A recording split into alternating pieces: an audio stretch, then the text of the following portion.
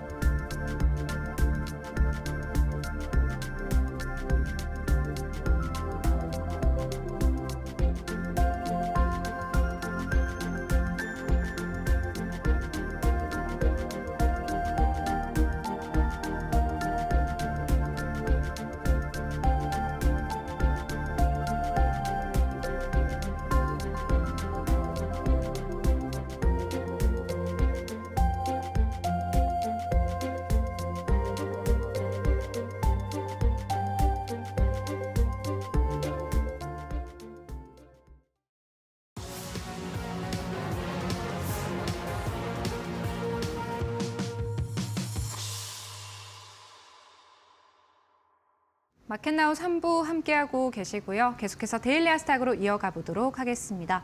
오늘 데일리 아스탁도 SCTV의 이민 전문가님과 함께합니다. 전문가님 안녕하십니까? 네, 안녕하세요. 네, 먼저 시장 흐름부터 오늘도 체크를 해볼 텐데 네. 엔비디아가 시장 예상을 웃도는 호실적을 발표했음에도 불구하고 국내 반도체주들 좀 지지부진한 모습이고요.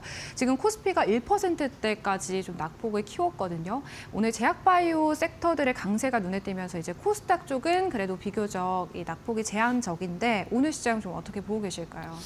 시장 예상보다 좀 많이 밀리고 있습니다. 아마 오전에도 코멘트를 한번 드렸던 것 같은데 전체적인 뭐 나스닥 선물 지수라든지 기타 글로벌적인 증시들도 좀 밀리다 보니까 우리나라 시장도 좀 밀리는 흐름이 좀 보여지고요. 그냥 쉽게 말해서 시가총액 1위부터 한 200위까지 돌려보면 그냥 위에 있는 탑 30까지 보면은 카카오라는 종목 말고는 전체적인 종목은 다 좀 떨어지고 있구나라고 생각을 하시면 될 것 같습니다. 그러면 오늘 도대체 왜 떨어지냐? 떨어지는 거의 이유는 딱히 찾아볼 수는 없어요. 더군다나 뭐 엔비디아의 실적에 대해서 기대감이 많고 결국엔 실적도 잘 나왔고 컨콜에서 엔비디아 CFO가 발언도 블랙엘에 대한 발언도 굉장히 좋게 얘기했지만 아직은 우리나라 시장에 크게 그렇게 영향을 다가오지는 못하는 것 같습니다. 더군다나 일단은 수급적인 측면에서도 좀 불안한 부분을 보여주고 있는데 개인만 오는 5,800억 정도 들어와주고 있고 외국인과 기관 쪽 특히나 기관에서 이제 금융투자가 오늘 한 3,700억 가량 좀 과매도를 많이 하는 게 아마도 오늘 거래소 그러니까 코스피 시장의 하락폭을 조금 키워주는 거 아닌가라는 생각을 합니다.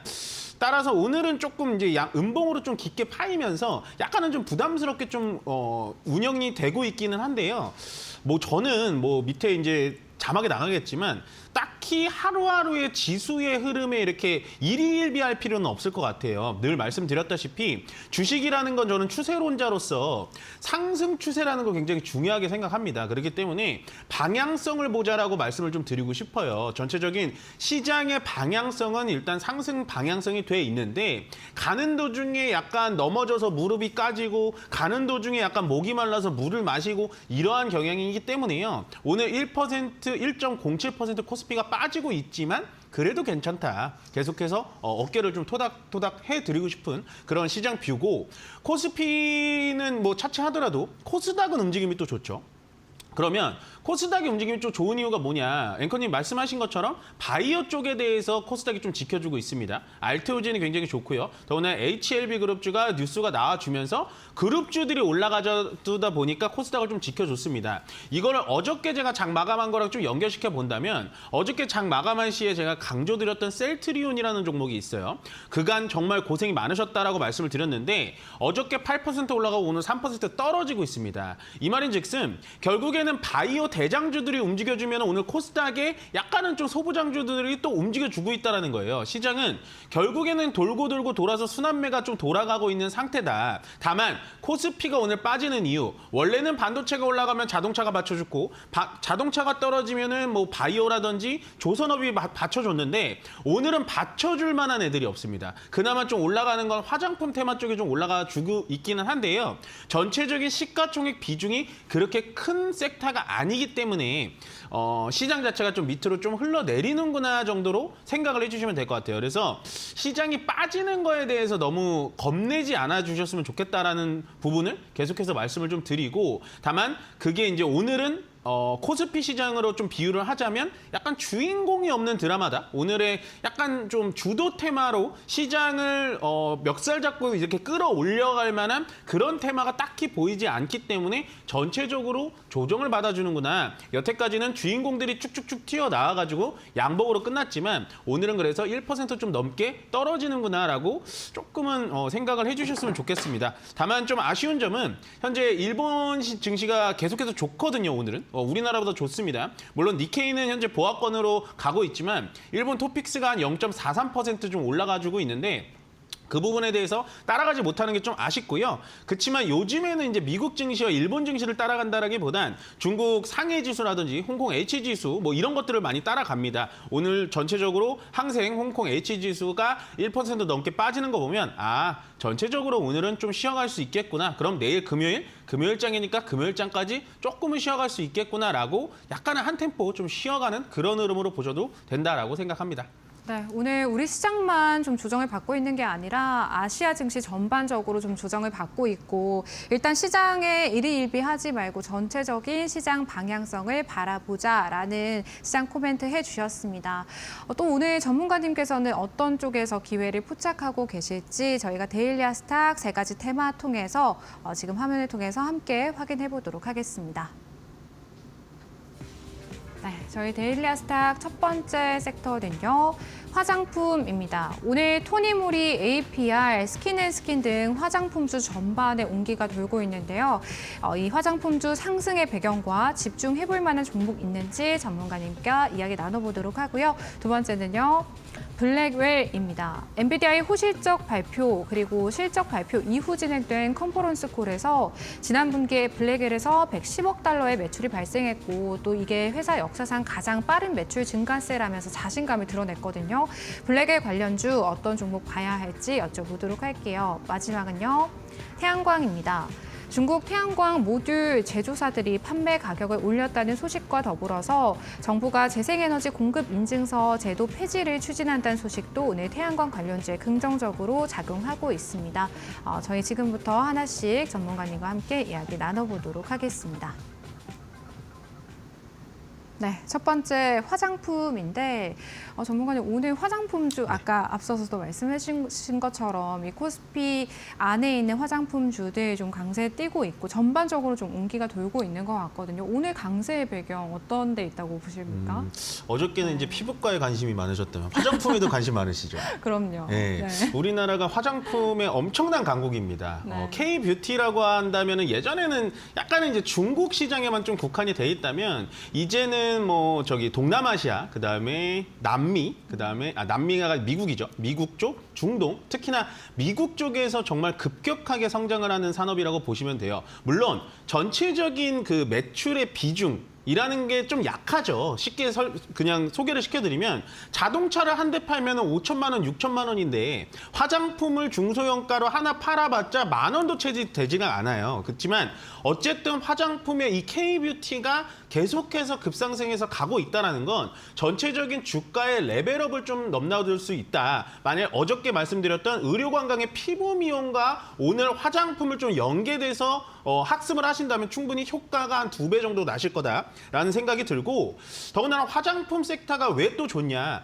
일단은 화장품을 구매했던 기성층들의 나이대별이 다양해졌습니다. 원래는 뭐 대학교 들어가면 화장품 막 사기 시작하고 뭐 대학교 졸업할 때까지 뭐 하고 아니면 직장 초입 때 하고 했는데 요즘엔 SNS라고 하죠. 인스타그램이라든지 틱톡 이런 것들이 워낙 발전이 되다 보니까 학생층들까지도 저렴한 저가 화장품을 많이 구매하는 시대가 됐어요. 그래서 화장품에 대한 매출액이 상당히 많이 늘어나고 있고 그다음에 이제 마지막으로 화장품이 원래는 기초 화장품, 스킨 로션이라든지 색조 뭐 여기에만 좀 국한이 돼 있었는데 이제는 화장품이 안티에이징이라든지 아니면 요즘에는 이런 것도 나오더라고요. 슬로우 에이징, 노화를 좀 늦추는 그런 화장품, 기능성 화장품까지 우리나라가 많이 개발을 좀 엮어내면서 전체적으로 화장품 매출액 자체의 파이가 커지고 있다라는 점을 지금부터 좀 체크를 해보셔야 될 것 같습니다.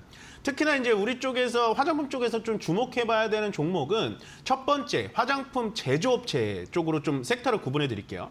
화장품 ODM 업체 중에 가장 1등 기업인 코스맥스를 말씀드리고 싶은데 물론 코스맥스가 주가가 엄청 많이 올라가 있어요. 지금 ODM 기업이라고 하면은 말 그대로 설계서부터 제조, 생산까지 다 도맡아서 하는 거거든요. 브랜드만 갖다가 쓰고 쉽게 비교를 해드리면 뭐 정확한 비교는 100% 정확한 비교는 아닙니다만 반도체에 TSMC가 있다면 화장품 업계에는 코스맥스라고 불려도 돼요. 멘토님, 그러면 코스맥스라는 게 지금 뭐 글로벌적으로도 가장 유명한가요? 라고 물어보시는 분들이 있을 텐데 코스맥스가 글로벌 ODM 쪽에서는 1위입니다. 그래서 그냥 얘를 비교한다면 코스맥스가 정말 마음 먹고 1년 내내 화장품만 생산을 하면 약 연간 29억 개의 화장품까지 생산해낼 수 있기 때문에 앞으로도 이 화장품 파이가 커진다면 코스맥스의 주가의 레벨업 상승이 될 수 있으리라고 보여지고요. 화장품 제조업체를 봤다면 이제 화장품 완성품 업체 쪽으로 좀 돌아가 봐야겠죠. 그쪽은 이제 VT라는 기업입니다. 아마 VT는 좀 많이 유명하고 이 리들샷이라는 제품이 품절이어서 거의 못 구한다라는 얘기. 요즘에는 어떻게 구하는지 모르겠는데 뭐 다이소나 이런 데 가면은 거의 품절이라고 하는데요. 리들샷이라는 제품이 뭐냐면 리틀과 니들의 합성어입니다. 말 그대로 작은 바늘 제품이라는 건데 제품을 바르면 작은 바늘이 이렇게 피부 안에 쪽쪽쪽 들어가가지고 피부 안쪽부터 이 화장품의 좋은 원료들이 침투될 수 있게 만든 게 바로 이 리들샷 제품입니다. 근데 이 VT의 정말 베스트셀러인 리들샷의 단독 매출액을 제가 구하지는 못했는데 VT가 매출액이 엄청나게 올라갔고 원래 VT가 화장품만 하는 기업은 아니거든요. 그 화장품 매출액, 단일 매출액이 역대 최대급이기 때문에 아마도 이 VT의 리들샷이 인기가 엄청나게 올라가서 전체적인 VT의 매출을 견인한 거 아닌가라고 생각을 해보시면 될 것 같고 더군다나 이 리들샷이라는 제품 자체가 국내에서만 잘 팔리는 게 아니라요. 일본에서 완벽하게 자리를 잡았습니다. 일본도 지금 매진 상태인데 일본 시장에서 완벽하게 자리를 잡았기 때문에 곧이어 뭐 중동이라든지 남미 쪽까지 좀 확장될 수 있는 이원화될 수 있는 그런 상황이 좀 펼쳐질 것 같고 우리가 이제 화장품 ODM 기업 찾아봤고요.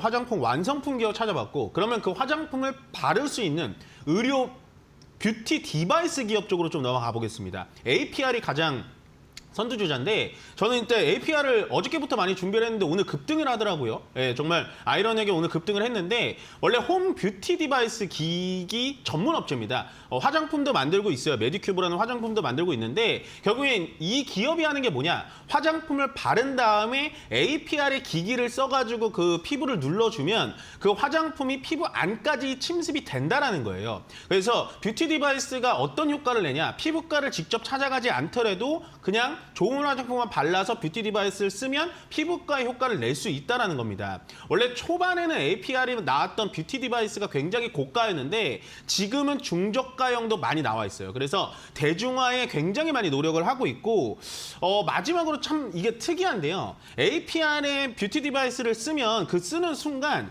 어플리케이션에 연동이 돼가지고 내 피부 상태를 보고를 할 수 있게 돼 있어요. 그래서 피부 상태가 오늘 좀 피곤하시네요. 오늘 좀 건조하네요. 오늘 조금 잡티가 많은 것 같은데요. 이거를 앱에서 알려주면 거기서 추천하는 화장품을 골라 발라서 맞춤형 디바이스까지 맞출 수 있다 정도로 정리를 해드리면 될 것 같습니다. 네, ODM부터 뭐 디바이스까지 화장품 안에서도 좀 세세하게 기회를 좀 포착해 주셨는데 코스맥스 VT APR 좀 관심 있게 지켜보시면 또 도움이 될 것 같습니다. 저희 두 번째는요, 블랙웰 보도록 하겠습니다. 이번 엔비디아 호실적 발표에 이 호실적의 배경에 블랙웰의 이 블랙웰이 효자 노릇을 톡톡히 했다 이런 평가가 있더라고요. 네. 저희 블랙웰 관련주 어떤 종목 좀 볼 수 있을까요? 블랙웰 원래 제목을 이제 엔비디아 실적으로 할까 블랙웰로 할까 했는데 방금 앵커님 말씀하신 것처럼 엔비디아의 CFO가 나와서 하는 말을 보니까 이제 블랙웰만 한 90% 얘기를 했더라고요. 전체적으로 전 다 보고 들어오진 못했지만.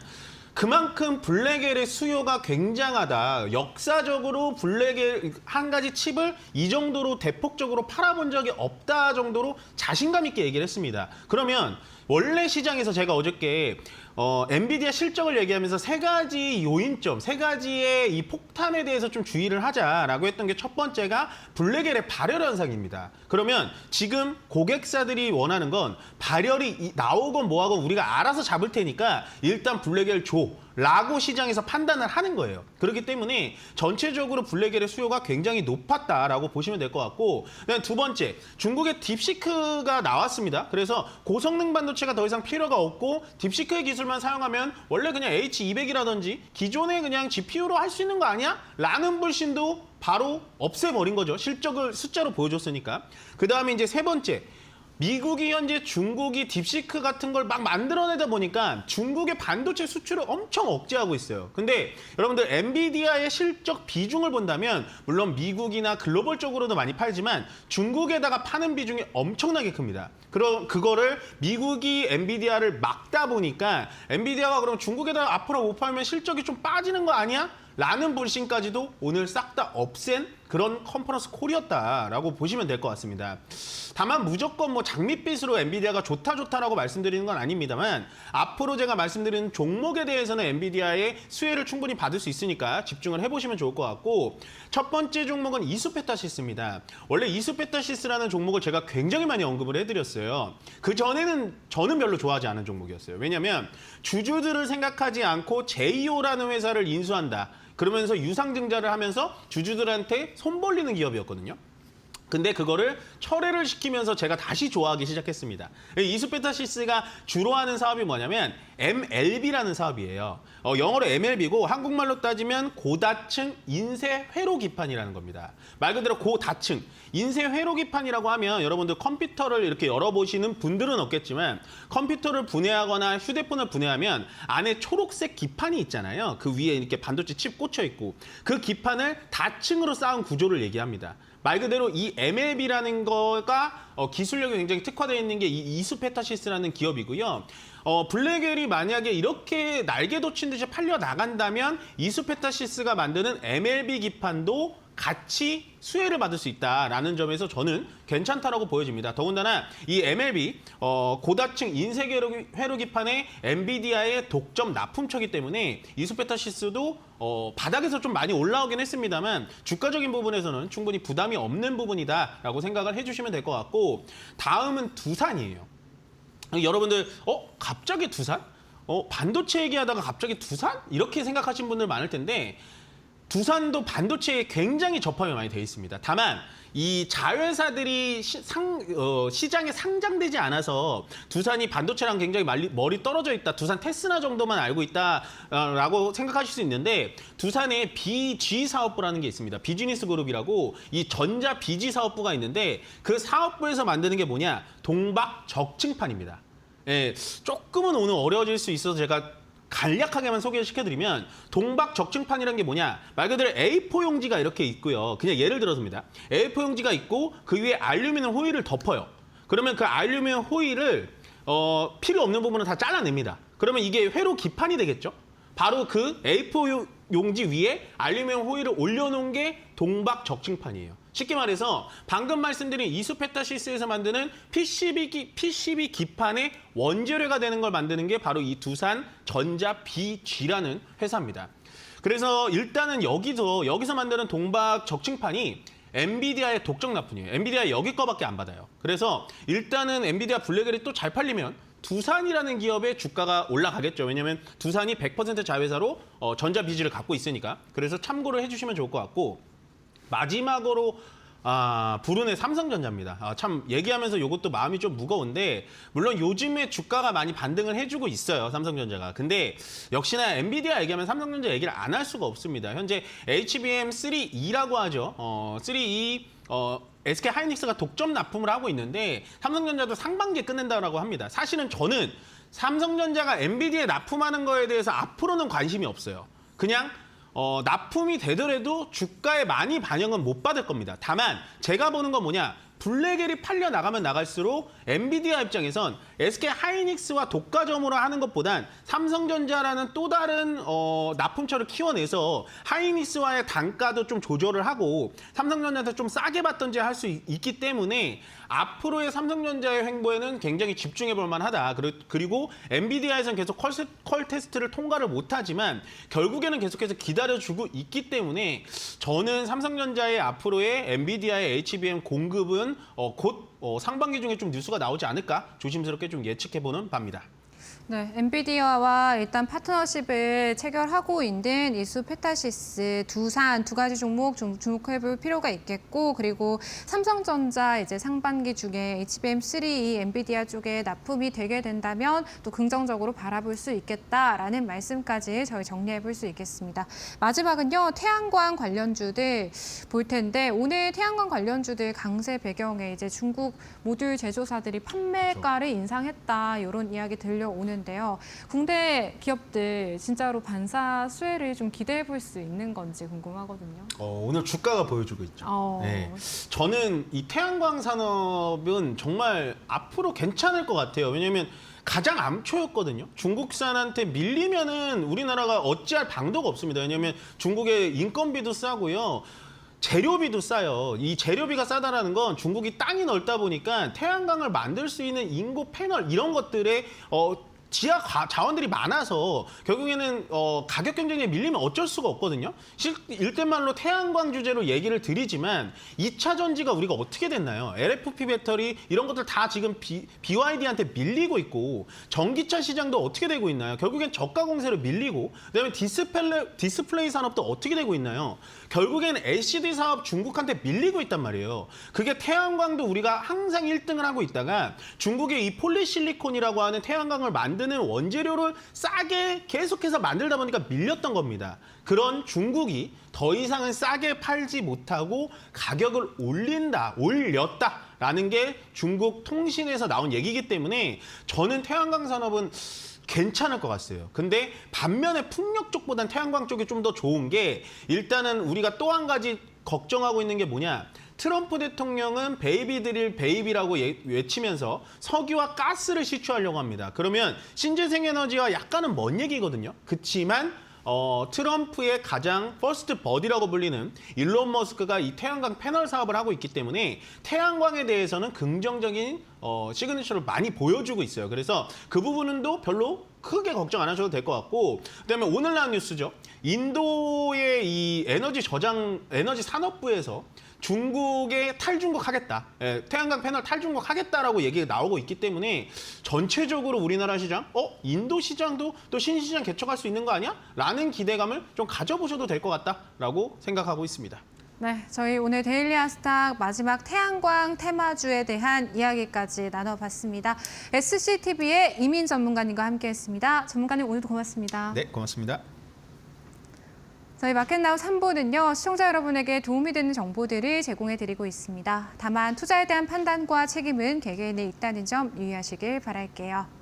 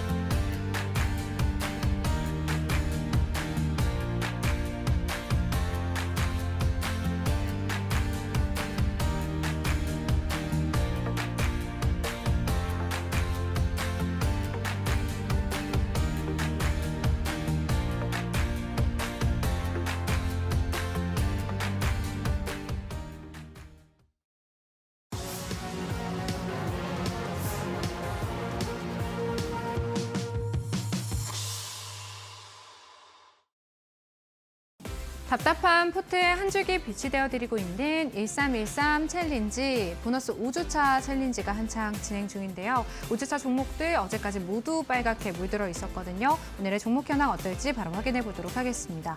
SG는요, 우크라이나 재건주로 공략해 주신 종목이죠. 강한 거래량이 동반되는 시점을 주목해 봐야 한다라는 말씀, 캔들 이야기 해주시면서 지켜보자라는 의견 주셨거든요. 챌린지 안에서 3.4%의 성공률 기록하고 있습니다. 그리고 어제 실리콘2가 실적 발표와 함께 주가가 많이 밀렸었는데 챌린지에서는 이미 전문가님께서 익절 처리를 해주신 종목이고요. 저희 챌린지 단기간에 12%대 성공률로 마무리를 한 종목입니다. 그리고 24일에 조선주 안에서도 HD 현대미포 최선호주로 좀 픽해주셨고 챌린지에 자주 등장했었던 종목인데요. 4.19%의 상승률 기록하고 있습니다. 대동 역시나 익숙하실 종목이실 것 같아요. 우크라이나 재건 관련주로 공략해 주셨고 어제 미국과 우크라이나 간 광물 협정이 추진됐다는 소식에 장 초반부터 강세 뛰어든데요. 오늘 챌린지 안에서 8.9%의 성공률 달성하고 있습니다. 그리고 화요일에 공략해 주셨던 태웅은요. 해상풍력 플랜지 관련 사업을 하고 있는 기업이고 어제 점검해 주시면서 추가적인 상승을 기대해 볼 수 있겠다. 홀딩 의견 주셨거든요. 3.3%의 성공률 달성하고 있습니다. 같은 날 공략해 주셨던 종목도 볼 텐데 하이브입니다. 호실적 발표와 함께 증권사의 목표가 상향 리포트가 나오기도 했었는데요. 어제 장 초반 대비해서 상승폭을 다소 반납했음에도 불구하고 기다려보자라는 말씀 해주셨거든요. 역시나 3%대의 성공률 보이고 있습니다. 그리고 어제 공략해 주셨던 한글과 컴퓨터인데 클라우드 부문에서의 고성장이 기대된다. 자회사의 우주항공 산업의 정책 수혜주로 지켜볼 수 있는 종목이다 말씀해 주시면서 공략해 주신 종목이고요. 1.11%의 성공률 가져갑니다. 마지막 종목은 효성중공업입니다. 이 종목도 챌린지에서 수익을 이미 주셨었던 종목으로 재공략 도와주셨는데요. 3%대 성공률 달성하고 있습니다. 이렇게 총 8가지 종목이 편입되어 있는 저희 1313 챌린지고요. 성공률은요. 41%를 넘어서고 있습니다. 저희 이용철 파트너님 모셔보고 또 종목에 대한 이야기들 보다 자세히 나눠보도록 하겠습니다. 파트너님 안녕하십니까? 네, 반갑습니다. 네. 챌린지 성공률이요. 40%가 넘어서고 있습니다. 내일 하루 딱 남겨두고 있는데 어떤 종목부터 또 리뷰 도와주실까요? 네, 40%가 넘어가고 있는 시점에서 50%가 될 때까지 방심하지 않고 최선을 다하도록 하겠습니다. 가장 먼저 SG부터 리뷰하는 시간 가져보도록 하겠습니다. 이 SG의 경우에는 전 거래일 상승폭을 반납을 하는 상황에서 오늘 장중에 2%대의 조정 장세가 이어지고 있는 모습이죠. 이렇게 큰 추세에서 상승 추세를 유지하고 있는 시점에서 오늘의 2% 조정은 현재 이 상승 추세를 정확하게 지지받는 선에서 조정을 마무리해 나가고 있는 단계라고 볼 수가 있습니다. 따라서 이 조정폭 이후, 단기 조정폭 이후에 추가 반등세 충분히 기대해 볼 수가 있고요. 보시면 122동 평균선, 6개월 이동 평균선이죠. 이 122동 평균선을 거의 지지를 받는 거의 이격이 굉장히 좁혀져 오고 있던 상황이다 보니까 현재 이 이동평균선 121에서 이동평균선 지지받고 되돌림의 흐름으로 반등하는 흐름까지 기대해 볼 수가 있기 때문에 현재 구간에서는 여러분께서 조금 더 보유하고 계셔도 좋을 종목이기 때문에 이 종목은 홀딩하면서 조금 더 내일까지 지켜보도록 하겠습니다. 바로 다음 종목인 HD현대 미포 보도록 하겠습니다. HD현대 미포는 오늘 장중에 3%대라는 조정이 이어지고 있는 만큼 조금은 아쉬운 흐름이 이어지는데 다만 2025년도 2월 21일에 중요 저점이죠. 전 저점은 정확하게 지지를 받아주면서 오늘 조정폭을 마무리해 나가고 있는 상황입니다. 현재 조선업종뿐만 아니라 코스피 지수 자체가 우리 시장이 오랜만에 좀 더 조정폭을 확대하고 있는 상황에서 대부분의 종목들이 눌리고 있죠. 이런 상황에서 중요 지지 라인대를 지켜준다면 장이 회복했을 때 강한 반등까지 기대해 볼 수가 있기 때문에 이 종목은 중요 지지 라인대인 10만 5천 원 라인대를 지지받는 흐름을 확인하면서 대응해 보도록 하겠습니다. 바로 다음 종목인 대동 보도록 할 텐데요. 이 대동의 경우에는 전 거래일 장중 8%가 넘어가는 상승세가 이어졌고 오늘은 장중 0.39% 강보합권대에서 현재 마이너스 1.88%로 소폭 조정이 이어지고 있는 상황입니다. 중요한 건 이 종목이 앞서서 제가 말씀을 한번 드렸었을 겁니다. 2023년도에 가격대가 10,000원대에서 20,000원대까지 무려 2배 가까이 빠른 시간 안에 급등이 이어졌고 2023년도 12월 말에서 12월 말에서 12월 22일까지 정확한 날짜로 잡아드리면 12월 19일에서 12월 22일 딱 4거래일 만에 약 60% 가까이 상승에 성공을 한 만큼 이 종목을 봤을 때에는 굉장히 끼가 있는 종목으로 볼 수가 있습니다. 이제 우크라이나 러시아의 휴전 임박이 가까워진 상황에서 이 종목 현재 15,800원대까지 올라갔다가 현재는 12,000원 구간까지 내려와 있는데 이 종목 좀 크게 봤을 때 2만 원대까지도 충분히 달성했던 만큼 앞으로 추가 상승 랠리에 따른 기대감 가지고 가면서 현재 구간에서 조금 더 눌린다 하더라도 12,100원 라인대를 이탈하지 않은 선에서 다시 한번 저점을 올리는 추세적인 반등까지 이어질 수 있으니까 이 종목은 조금 더 홀딩하면서 지켜보도록 하겠습니다. 바로 다음 종목인 태웅 보도록 할 텐데요. 태웅의 경우에는 오늘 장중에 3.23%가 상승을 했습니다. 그러면서 전일에 마이너스 2.56%의 조정폭을 모두 다 메꿔놨죠. 그리고 그 이후에 고점까지도 경신을 했습니다. 중요한 건 이 파동 기준으로 봤을 때 이 상승 파동과 하락 파동이 이어지고 있는 상황에서 이렇게 상승 파동, 이후에 조정 파동, 다시 한번 상승 파동, 이후에 조정 파동이 이어지죠. 그리고 다시 한번 상승 파동이 이어졌는데 보시면 저점을 올리는 이렇게 추세가 강력하게 이어지고 있는 만큼 최근에 2025년도 2월 24일 날 변곡점을 만든 이후에 다시 한번 상승 추세를 이어지고 있죠.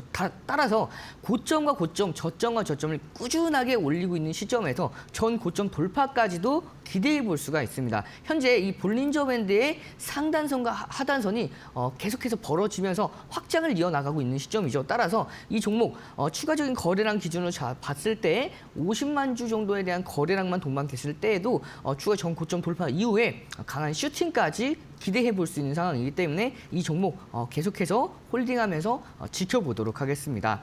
자, 바로 다음 종목 하이브 보도록 할 텐데요. 이 하이브의 경우에는 전 거래일 4.18%의 상승에 이어서 이 상승폭을 0.8%까지 반납을 했습니다. 다만 오늘 다시 장중에 3.16%의 상승으로 전 고점까지, 전 고점 부근까지 상승을 했죠. 이제 신고가, 52주 신고가 돌파를 앞두고 있는 상황입니다. 다만 조금은 아쉬운 게 거래량이 조금 아쉽습니다. 근데 여러분들 조금 더 긍정적으로 바라보셔도 될 수 있는 부분이 제한된 거래량임에도 불구하고 계속해서 고가를 돌파하려는 움직임을 보여주고 있다는 점입니다. 그러다 보니까 이 종목의 거래량만 동반됐을 때 제가 기준 잡아드린 거래량, 지금 보시면 거래량이 제한된 상태에서도 이 52주 신고가를 돌파하려는 움직임을 계속해서 보여주고 있는 만큼 거래량이 60만 주에서 70만 주, 이 거래량은 2024년도 11월 29일에 장중 하락했을 때 굉장히 저가에서 강력하게 들어왔던 이 거래량을 의미를 하거든요.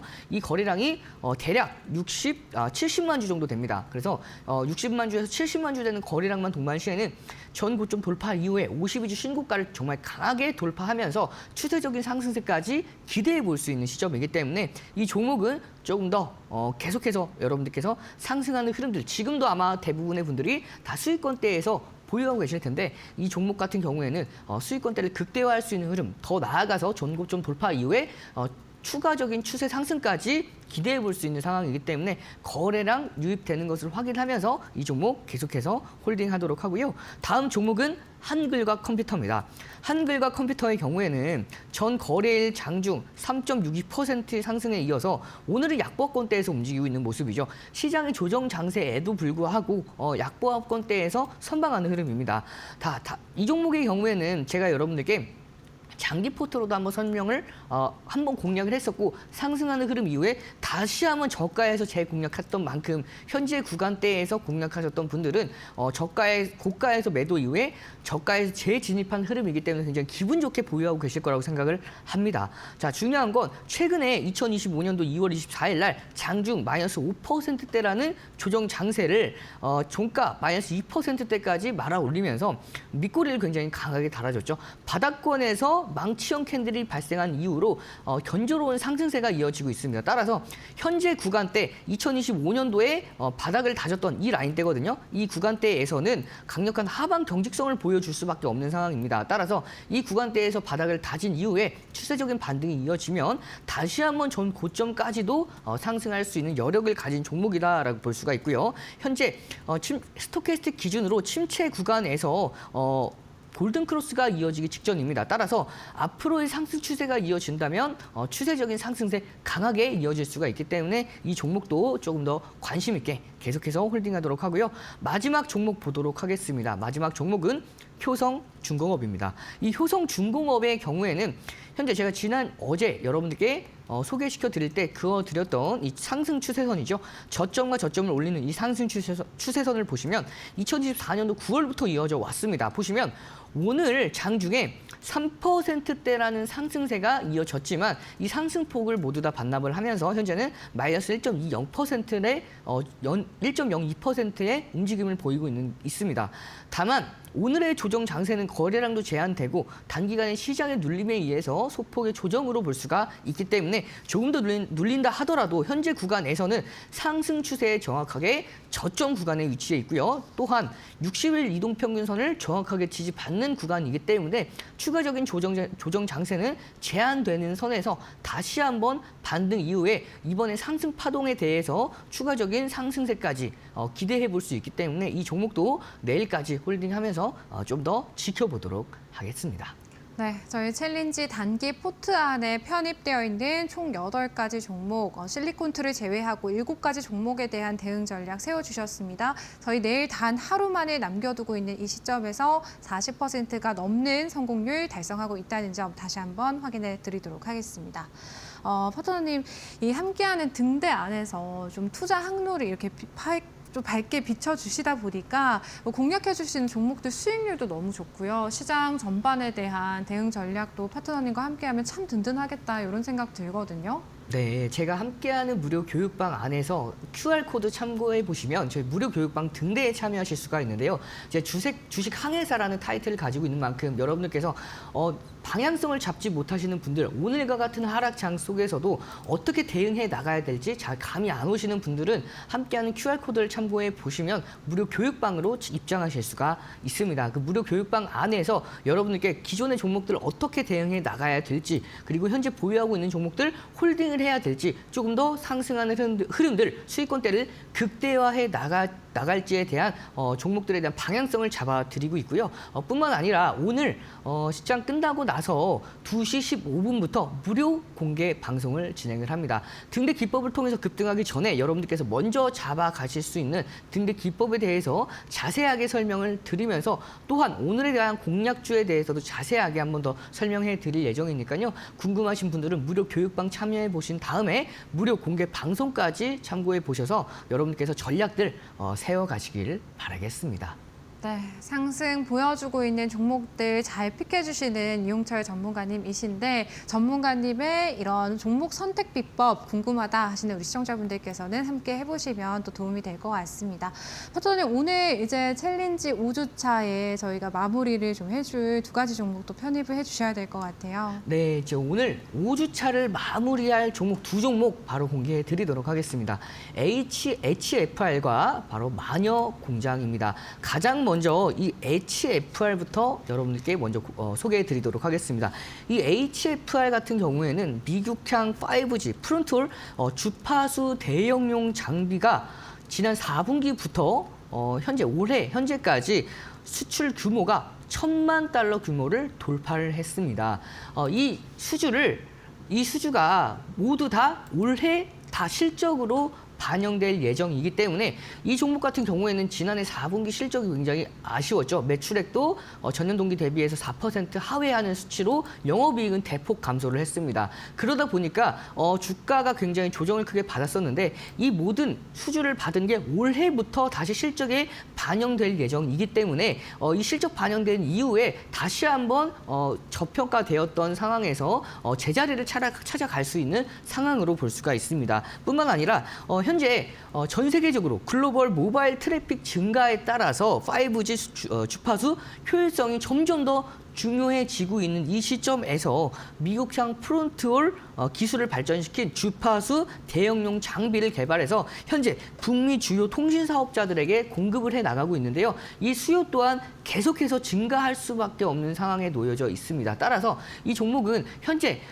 지난 작년도 실적이 굉장히 저조했죠. 예상치보다 저조했는데 이 저조한 실적 이후에 앞으로의 실적 개선세 굉장히 기대해 볼 수가 있는 전망이 굉장히 밝다라고 보실 수가 있고요. 뿐만 아니라 10년 동안 축적하고 향형화에 성공했던 이 프론트홀 기술을 바탕으로 지속적으로 제품을 개발하고 있는 상황에서 미국 내 고객 확보뿐만 아니라 북미 그리고 유럽 지역으로 시장을 확장해 나갈 진출할 준비를 하고 있기 때문에 앞으로의 외형 성장에 대한 기대감까지 기대할 수 있는 상황입니다. 따라서 이 종목은 여러분들께서 저가 매수할 수 있는 굉장히 최적화된 타이밍이다라고 볼 수가 있겠죠. 차트 보면서 기술적인 부분에 대해서 좀 더 자세하게 설명을 드리도록 하겠습니다. 제가 앞서서 실적에 대해서 말씀을 드렸습니다. 2024년도 4분기에 실적 자체가 매출액의 4%, 영업이익은 대폭 축소가 됐습니다. 그만큼 이 종목은 2024년도 2월 들어서부터 2월 정확하게 2월 12일부터 현재까지 2월 26일까지 큰 폭의 조정이 이어졌죠. 무려 26,550원에서 2만 원대를 이탈을 했었습니다. 하지만 중요한 건 이 2만 원대를 오늘 다시 탈환을 했거든요. 근데 중요 지지라인대를 지지받는 선에서 강하게 반등이 나와줬습니다. 중요 지지라인대가 왜 현재 구간이 중요 지지라인대인지 한번 체크를 한번 해보도록 할 텐데요. 자, 보시면 정확하게 좀 더 봤을 때 19,700원 한 2만 원 정도라고 제가 체크를 한번 해놓으면 이 구간대에서 조금 더 차트를 길게 봤을 때 현재 구간이 굉장히 중요한 구간입니다. 2024년도 넘어가면서 2025년도 보시면 이 넘지 못했던 저항 라인대가 19,500원에서 2만 원 라인대죠. 현재 이 구간에서 기존에 작년뿐만 올해 초까지 굉장히 강력한 저항을 받았습니다. 이 저항 라인대를 넘겼죠. 2025년도 1월 말에 넘겼습니다. 돌파 이후에 이렇게 강력한 저항대를 돌파하게 되면 강력한 지지라인대로 전환된다라고 말씀을 드렸던 만큼 2025년도 2월 3일 날 장중 9%가 하락했던 날이었습니다. 이날 정확하게 이 중요 지지 저항 라인대를 지지받아주는 지지선에서 정확하게 지지받고 나서 무려 0.46% 저가에서 고가까지 9%가 상승을 하면서 조정을 마무리해준 시점이 바로 이 19,500원에서 2만 원 라인대입니다. 마찬가지로 2025년도 최근에 2월달 들어서면서부터 굉장히 연속적인 추세적인 하락이 이어졌었는데요. 이 하락도 마찬가지로 현재 이 구간 19,500원에서 2만 원 이 라인대에서 강력하게 지지를 받고 오늘도 장중에 5%대까지 상승에 성공했기 때문에 현재 굉장히 가격적인 메리트가 있는 1%대에서 등락 중이죠. 따라서 이 종목은 굉장히 손익비가 좋아요. 그래서 손절 라인 때는 19,500원대로 잡으시면 좋겠지만 제가 좀 더 보수적으로 여러분들께 가격 전략을 잡아드리도록 하면 추가적인 조정 양세 이후에 이번에 상승 파동에 대해서 기준을 잡아드리도록 하겠습니다. 목표가는 딱 전 고점보다도 조금 더 보수적으로 잡아드렸고요. 21,900원 그리고 손절가는 18,600원 기준 잡고 1313 챌린지 포트에 편입시켜서 내일까지 조금 더 관심 있게 지켜보도록 하겠습니다. 자, 그러면 바로 다음 종목 만나봐야겠죠. 바로 다음 종목은 마녀공장입니다. 이 마녀공장의 경우에는 조금 아쉽습니다. 제가 가지고 오자마자 아쉽다라고 말씀을 드린 이유 중에 하나가 이 종목을 제가 보통 종목을 여러분들께 소개해 드렸을 때 11시 제가 PD님께 전달해 드렸을 때가 11시에서 11시 반쯤에 전달을 해드립니다. 근데 종목 선정 그 전에 끝났겠죠. 그런데 이 11시 반 이후로부터 정말 강한 상승세가 이어졌어요. 19,000원대에서 무려 27,000원대까지 단기간에 급등에 성공을 했습니다. 따라서 이 종목의 경우에는 현재 제가 목표가로 잡아드렸던 가지고 왔던 가격대를 2만 원대를 목표가로 잡아왔었는데 지금도 목표가 위에 있죠. 그만큼 이 종목이 굉장히 다 4%대에서 벌써 목표가를 터치하고 올라갔을 만큼 11%까지 벌써 목표가를 상회할 만큼의 상승세가 이어졌기 때문에 이 종목은 가격적인 메리트가 조금은 아쉽습니다. 따라서 이 종목 정말 메리트가 있는 종목인데 제가 종목 소개만 좀 해드리고 이 종목에 대해서는 가격 전략상 좀 더 아쉽기 때문에 포트에는 편입시키지 않도록 하겠습니다. 자, 이 종목을 제가 가지고 왔던 이유 중에 하나가 한한령에 대한 기대감을 가장 크게 가져갈 수 있는 종목입니다. 2017년도부터 8년 만에 한한령이 해제가 될 수 있는 가능성이 굉장히 높아진 상태에서 지난해 2024년도에 한국 K뷰티가 수출액이 무려 100억 달러를 돌파를 했습니다. 2012년도에 10억 달러였는데 이게 벌써 12년 만에 10배 이상 상승에 성공을 하면서 K뷰티 한한령이 해제가 되지 않았음에도 불구하고 이 수출액이 10배로 증가했는데 한한령이 해제가 됐을 때에는 앞으로의 추가적인 상승세, 수출에 대한 기대감 계속해서 가지고 갈 수가 있겠죠. 뿐만 아니라 이 종목은 국내 사모펀드죠. KNL 파트너스가 동사의 경영권을 인수한다라는 소식이 전해지면서 조금 더 시장에 대해서 부각을 받고 있는 시점입니다. 이 동사의 기업 가치가 3천억 원 이하일 때, 시가총액 3천억 원 이하일 때 3,600억 원을 책정해서 기업의 인수권을 인수를 한다라는 소식이 전해졌기 때문에 이 해외 확장성을 높이 평가한 배경에 대해서 이 종목이 앞으로 지금 현재 구간에도 이렇게 11%가 넘어가는 급등 장세에도 3,200억 원의 지금 시가총액을 유지한 만큼 앞으로에 대한 추가 상승세, 시가총액에 대한 더 큰 기대감을 가지고 있는 종목이기 때문에 이 종목 앞으로 여러분들께서 가격적인 메리트가 있는 구간에서는 공략이 가능하기 때문에 포트에는 편입시키지 않고 이 종목은 여러분들께서 관심 종목에 좀 더 지켜보시면서 여러분들 앞으로 전략들을 세워나가시길 바라겠습니다. 네, 저희 5주차 챌린지를 마무리해줄 두 가지 종목 HFR과 마녀공장 두 가지 종목 오늘도 편입해 주셨습니다. 내일까지의 흐름 잘 체크해 드리도록 하겠습니다. 저희 오늘 1313 챌린지는요. 이데일리 온 이용철 파트너님과 함께했습니다. 파트너님 고맙습니다. 네, 저희 마켓나우 3부 오늘 준비한 내용 여기까지입니다. 저희는 내일 오후 1시에 다시 찾아뵙도록 할게요. 오늘도 시청해주신 여러분 고맙습니다.